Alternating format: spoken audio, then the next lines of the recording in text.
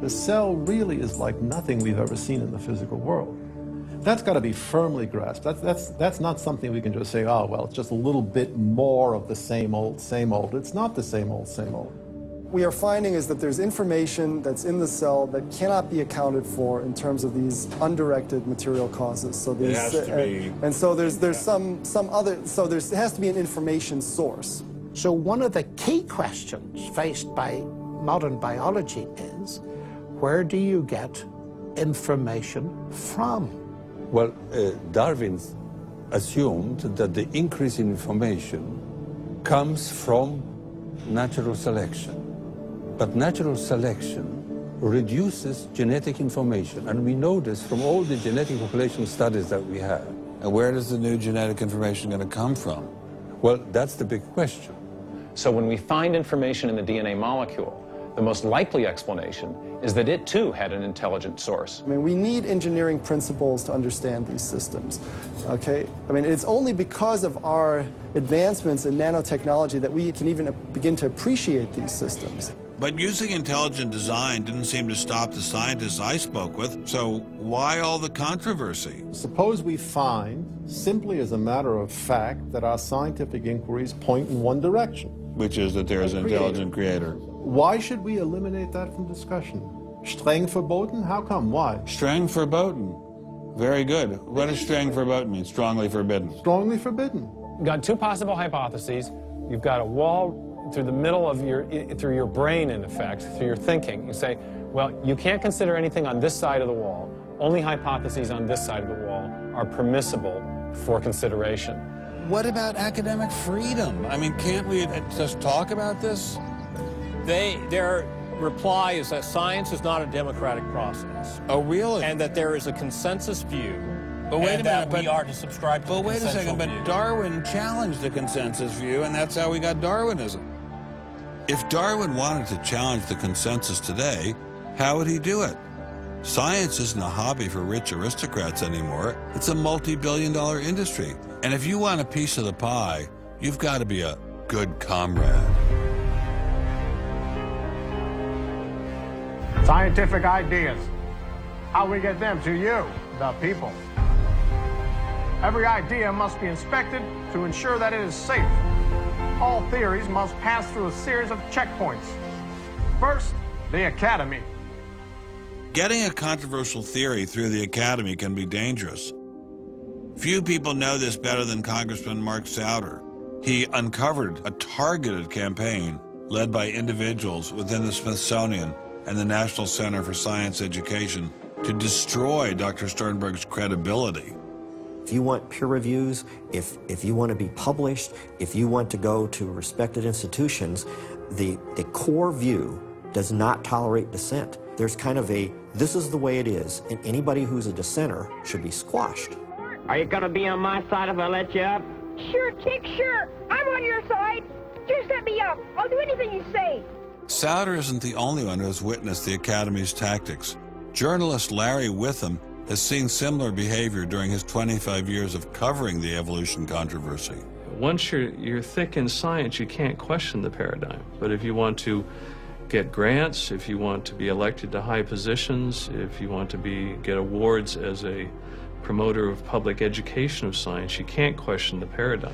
People cannot be trusted to form their own opinions. This business about open-mindedness is nonsense.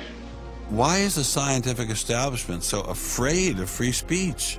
There is this fear that if one aspect of the theory is closely scrutinized, there's going to be an unraveling. Who are you? Oh, I am the great and powerful Wizard of Oz. I interviewed dozens and dozens of scientists, and when they're amongst each other or talking to a journalist who they trust, they'll speak about, it's incredibly complex, or molecular biology is in a crisis. But publicly, they can't say that. Keeping a keen eye on the Academy are various watchdog organizations. Listen to Eugenie Scott of the National Center for Science Education. The NCSE has been at the heart of virtually every evolution controversy over the past 25 years.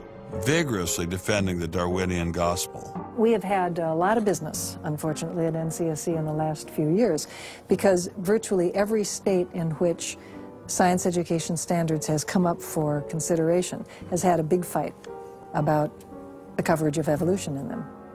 NCSC was started by a group of scientists and teachers who were very concerned because in the late 70s and early 80s there were a lot of attempts to pass equal time for creation science and evolution laws. And clearly this is something that neither scientists nor teachers liked. It wasn't exactly help the creationists are coming, but it's, you know, kind of along those lines.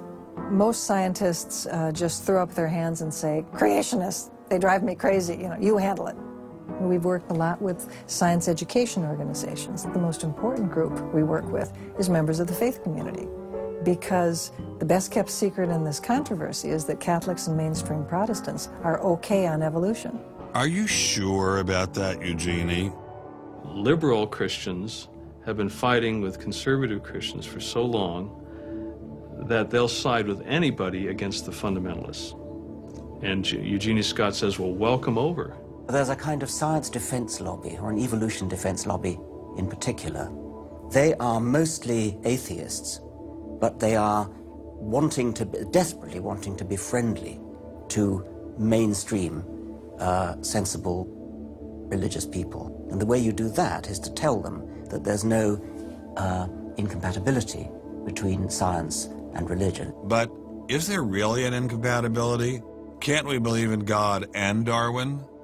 Implicit in most evolutionary theory is that either there's no God or God can't have any role in it. So naturally, as many evolutionists will say, it's the strongest engine for atheism. If they called me as a witness, and a lawyer said, Dr. Dawkins, has your belief in evolution, has your study of evolution turned you towards atheism? I would have to say yes. And that's the worst possible thing I could say for winning that court case. So people like me are bad news for the science lobby, the evolution lobby. By the way, I'm being a hell of a lot more frank and honest in this interview than many people in this field would be. Working hard to keep ideas in check are our friends in the media. Morning, paper. Paper, mister? The tendency of the media is to side with the establishment because they inherently agree with the establishment. Eugenie Scott, my understanding is that there is not a single peer-reviewed article out there that supports intelligent design. Am I wrong? You are not wrong. You are correct. I believe that we get coverage, but we always get coverage like we're the outsider, not like it's an even debate. But instead of merely reporting news, he analyzes it, often expressing his personal opinions. We constantly deal with reporters who refuse even to report the correct definition of intelligent design. They, over and over again, talk about life is so complex, God must have done it. Just admit it, it's religion. Very simple. You just can't, it's religion. It's a wanton distortion of our position. Study desk. I've got a hot story here. You can look at Associated Press stories, and the same sentence will appear in those stories for 10 years. Intelligent design says that life is too complex. It's called a boilerplate. And the reporter never reports anymore or gets any new ways to say it, so the public understanding never advances. But what happens if a reporter decides to take a more balanced approach to intelligent design? There might be remarkable pressure on that reporter not to side against the evolutionists.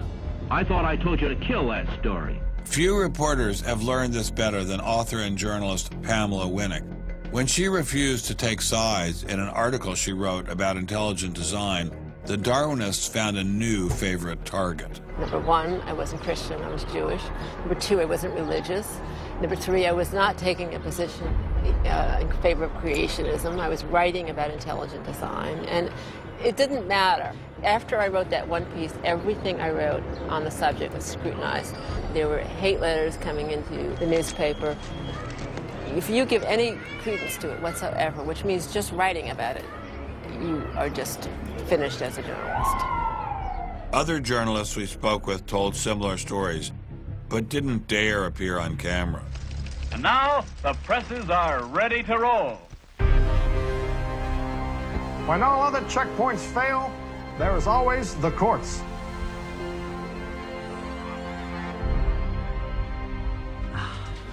We have spent an enormous amount of time trying to prove to the court what everybody already knows, that intelligent design is a particular religious belief. But I thought scientific questions were settled by the evidence, not by taking people